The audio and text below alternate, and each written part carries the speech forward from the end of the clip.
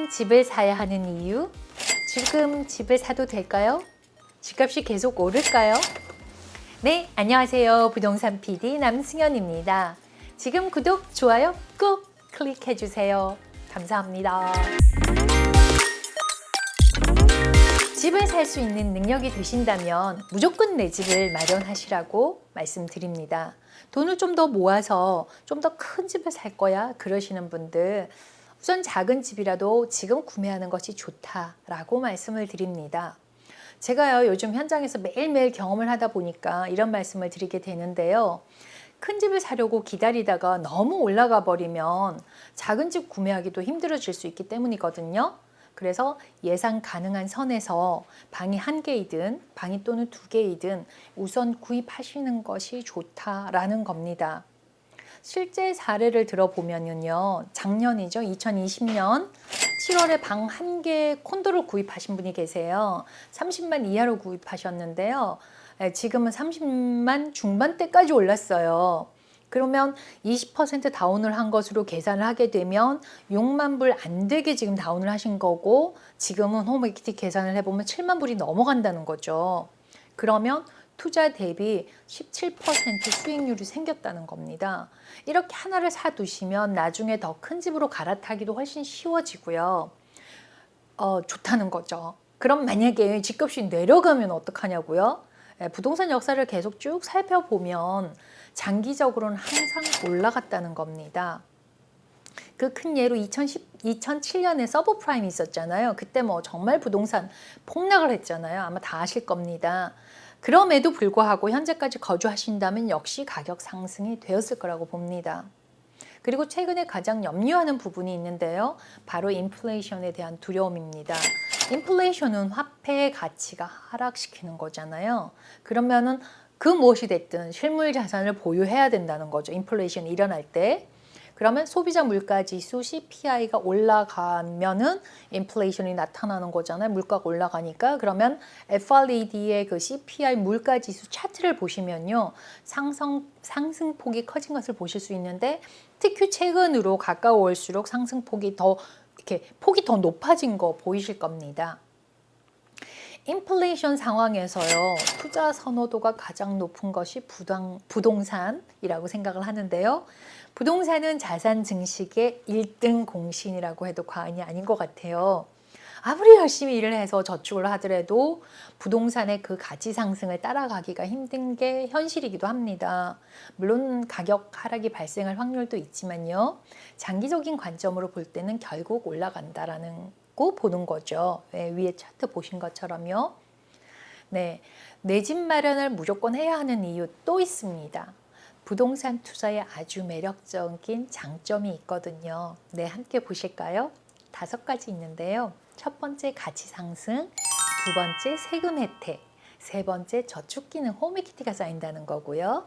네 번째는 노후 대비를 할 수도 있고, 다섯 번째, 가족의 생산성을 증가할 수 있다는 겁니다. 이 내용을 좀 더 자세하게 풀어서 하나하나 말씀을 드리면요, 여기서 잠깐 주의할 게 있습니다. 절대 무리하지 않고 구입을 하셔야 돼요. 예산에 맞춰서요. 무리하면 절대 안 되고요. 첫 번째, 가치 상승인데요.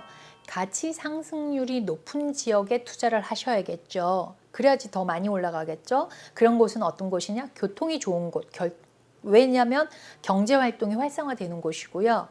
교육 환경이 좋은 곳이요. 부모님 마음 다 똑같잖아요. 그리고 생활 편의시설, 즉 상권이 잘 형성된 곳을 좋다는 거고요. 주변 환경, 안정성이라든지 자연 환경이 좋은 곳은 가치 상승이 좋다라는 거 봅니다. 두 번째는 세금 혜택입니다. 매년 소득세 신고를 하시잖아요. 그때 모기지 이자 부분, 재산세를 낸 부분은 소득을 공제를 받아요. 그러면 W2로 인컴이 많은 싱글 같은 경우에는 뭐 한 1,000에서 3,000 이렇게까지도 먼틀리 그만큼 이득이 되더라고요. 그런 굉장히 큰 장점이 있고, 그리고 양도소득세도 또 면제를 받게 되는 건데요. 부동산 관련 세금은 제가 동영상 또 올려놨거든요. 23번입니다. 세 번째는요, 저축 기능인데요. 에퀴티를 쌓는다라고 얘기하죠. 그러니까 렌트는 저축이 아니고 소비를 하는 것입니다.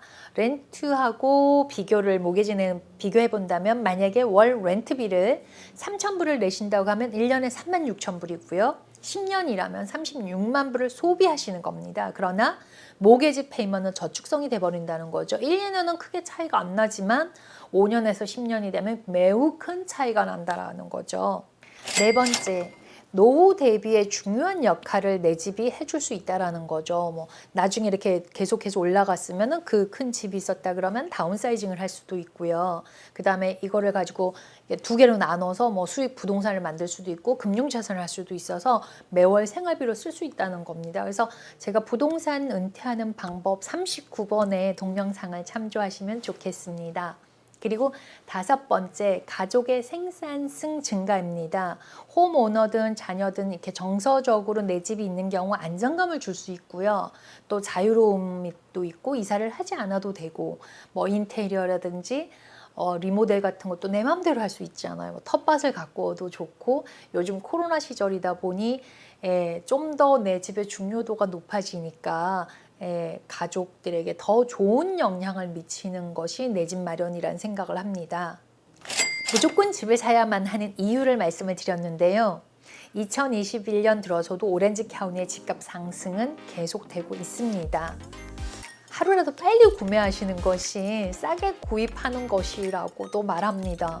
정말 하루하루가 달라요. 오늘도 제가 오다 보면은 이렇게 오퍼 카운오퍼 봤는데 뭐 계속 올라가요. 그러니까 애스킹 프라이스에 거의 5%에서 10%까지도 올라가거든요. 그래서 어쨌든 내가 능력이 되면 내 집 마련을 빨리 하셔라 하시는 말씀을 꼭 드리고 싶어서 이 동영상을 준비했습니다. 네, 오늘은 여기까지입니다. 부동산 PD 남승현이었습니다. 감사합니다.